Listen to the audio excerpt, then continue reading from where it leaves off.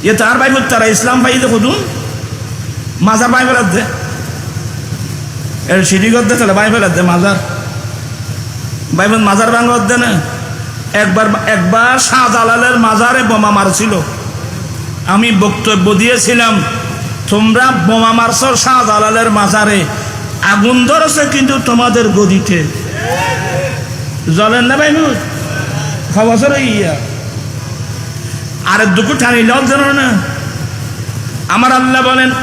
হাদিসে কুদসি মান আদালি ওয়ালিয়ান ফাকাদ আযানতুহু বিল হারব যে ব্যক্তি আমার ওলির সাথে শত্রুতা আমি রাখবে আমি আল্লাহ তার বিরুদ্ধে যুদ্ধ ডিক্লেয়ার করি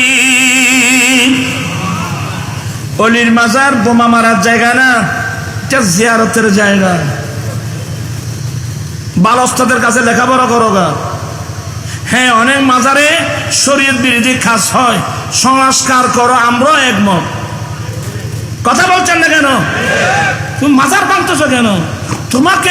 ডিউটি দিল কে তোমরা ওদিকে হিন্দুদের মন্দির পাহারা দিচ্ছ এইদিকে আল্লাহর মাজার ভেঙে ফেলতেছো কেমন মুসলমান আবার সাবধান হিন্দুদের মন্দির ভাঙার কথা বলছি না এই দেশে হিন্দু থাকবে বৌদ্ধ থাকবে খ্রিস্টান থাকবে জুম্মা থাকবে চাকমা থাকবে আল্লাহর ফয়সালা কি কোরআনে ওরা যতক্ষণ পর্যন্ত আমাদেরকে আমাদের রাষ্ট্র থেকে তাড়িয়ে দেবে না আমাদের সাথে আমাদের ধর্ম নিয়ে যুদ্ধ করবে না ততক্ষণ পর্যন্ত তাদের সাথে সদ্ব্যবহার করা আল্লাহ নিষেধ করেন নাই লা ইয়ানহাকুম আনিল লাযিনা লাম ইউকাতিলুকুম কোরআন শরীফ পালা করে পড়ো বাবু আল্লাহ বলেন অন্য ধর্মের মানুষ হিন্দু হোক বৌদ্ধ হোক খ্রিস্টান হোক জুম্মা হোক চাকমা হোক অসুবিধা কি ওরা যতক্ষণ পর্যন্ত তোমাদের সাথে তোমাদের ধর্ম নিয়ে যুদ্ধ করবে না তোমাদেরকে তোমাদের রাষ্ট্র থেকে তাড়িয়ে দেবে না ততক্ষণ পর্যন্ত তাদের সাথে সদ্ব্যবহার করা আল্লাহ নিষেধ করে নাই কি মানে ওরা আমাদের দেশের লোক আমরাও তাদের সাথে সদ্ব্যবহার করব ওরাও আমাদের সাথে সদ্ব্যবহার করবে হিন্দু বৌদ্ধ খ্রিস্টান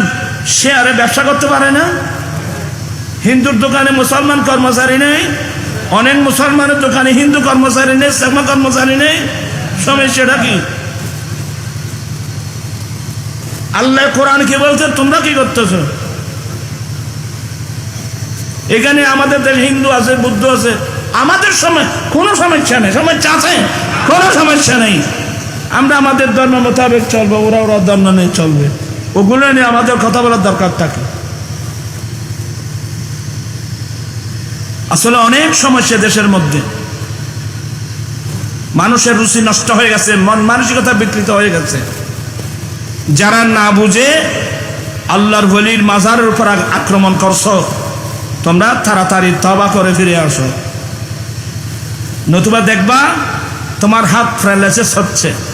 তোমার পা প্যারালাইসিস হচ্ছে বিরাট বিপদ তুমি ডেকে আনতেছো তোমার পরিবারে তোমার বংশে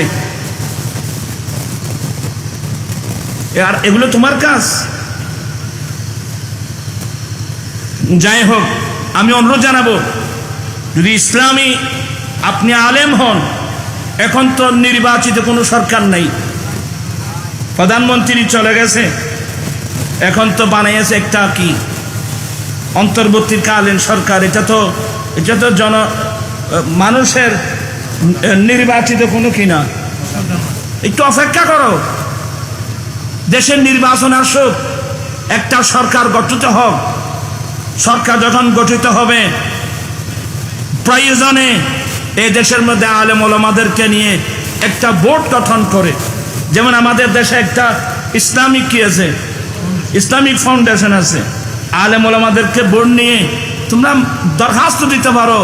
এখানে মাজারও সমস্যা হচ্ছে ওখানে যদি আলেম ওলামারা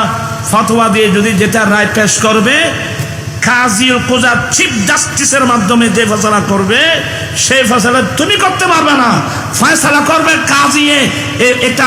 এটা পালন করবে যাকে দায়িত্ব দেওয়া হয় তাকে এটা খেলা মনে করবেন না এত সহজ মনে করবেন না হ্যাঁ এটা ভাই দিই না বাই ফেলেই না না ইটার খাম তো বাঙ্গন এখন বামছো না বাইব তুই না বুঝিবি তোমার দায়িত্ব দিল হনে সে আমার শত্রু হোক। আপনি আমার লাইফে শুনেন নাই প্রধানমন্ত্রী চলে গেল, এখন এ দেশের মানুষের জানমালের নিরাপত্তার দায়িত্ব আমরা প্রত্যেকের ঈমানি নৈতিক দায়িত্ব, নতুবা কিয়ামতের মাঠে আমাদেরকে আল্লাহর কাছে জবাবদিহি করতে হবে। আর আমার রাসূল আর অষ্টম হিজরিতে মক্কা বিজয়ের দিন, মক্কা বিজয় বুঝো, মক্কা বিজয়ের দিন 60,000 মক্কার মানুষ থর থর থর থর থর থর কাঁপছে, হ্যাঁ মুহাম্মদকে কষ্ট দিয়েছি, মুহাম্মদের বাহিনীকে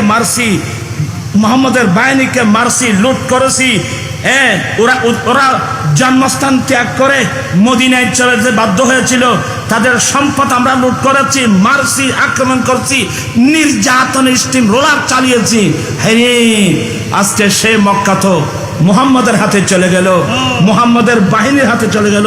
আল্লাহ জানে ওরা আমাদের থেকে কি প্রতিশোধ গ্রহণ করে। তর তর তর তর তর করে কাঁপছিল। আমার রাসূল বুঝতে পারছে এরা ভয় পাচ্ছে, বলে এই মক্কাবাসী তোমরা মনে করছো আমি তোমাদের থেকে প্রতিশোধ গ্রহণ করব? আমাদের মধ্যে প্রতিশোধের কোনো আগুনে নাই, আমরা প্রতিশোধের আগুন নয়, আমরা তো নফস নিয়ে চলি না, আমরা তো আল্লাহ কানুন নিয়ে চলি। এই মুহূর্তের মধ্যে আমি তোমাদেরকে সে উত্তর দেব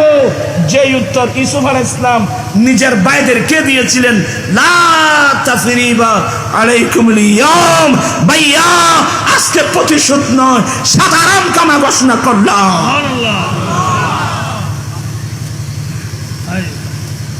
আপনি ইসলামী দল দাবি করছেন, আপনার আচরণ তো কোরআন সুন্নাহ বিরোধী। ইসলাম দাবি করা সহজ, প্রমাণ করা কি কঠিন। আসলে কোন দিকে কথা বলবো আমি? বিপদগামী যারা,